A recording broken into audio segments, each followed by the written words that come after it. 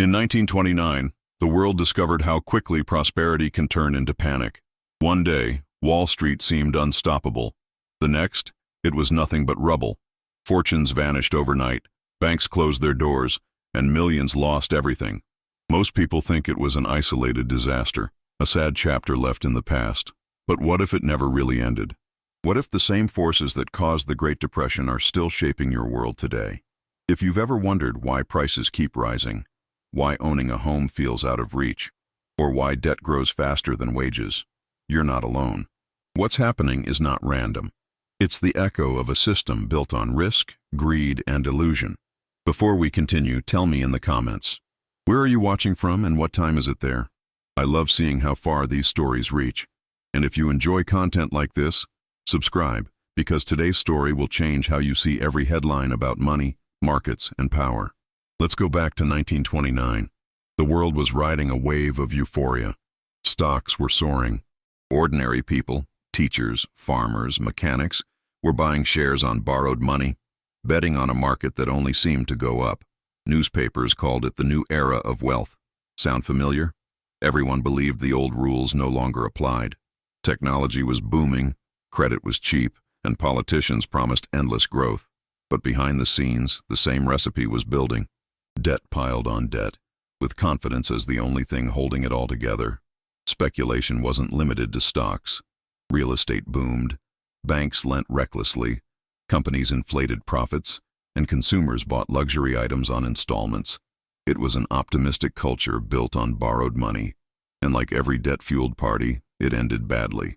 In October 1929, panic spread. Investors rushed to sell. Prices plummeted. Billions in paper wealth vanished within days. But here's the important point. The crash didn't cause the Great Depression. It was just a symptom. The real disease was in the structure of the economy. Too much debt, too little real income, and too much faith in ever-rising markets. Sound familiar again? Today we see the same conditions, just with different names. Trading apps, cryptocurrencies, credit cards, mortgages, and trillion-dollar deficits. The illusion is even stronger. Today the economy depends on consumption, which depends on confidence, and confidence is fragile. When people believe in the system, they borrow, spend, and invest. When they doubt it, everything freezes. It was like that in 1929, and it's what economists fear today. Look at the data. Global debt exceeds 300% of world GDP. We're spending tomorrow's money to live today. In the 1920s, the Federal Reserve kept interest rates low to stimulate growth, but then raised them quickly to control inflation, causing a credit crunch that triggered panic. Now, central banks face the same dilemma: print money or raise interest rates.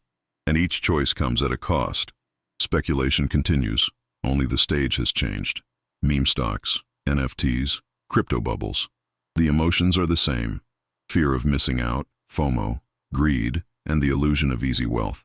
The Great Depression revealed an uncomfortable truth. Systems that are too unequal and over-leveraged always collapse. The question isn't if it will happen, but when. And again, confidence is fragile. Today's financial system is global, and any shock spreads in seconds. In 1929, the rich held almost all the wealth, while workers lived on credit and hope. When the bubble burst, the middle class and the poor suffered. Today, inequality is even greater.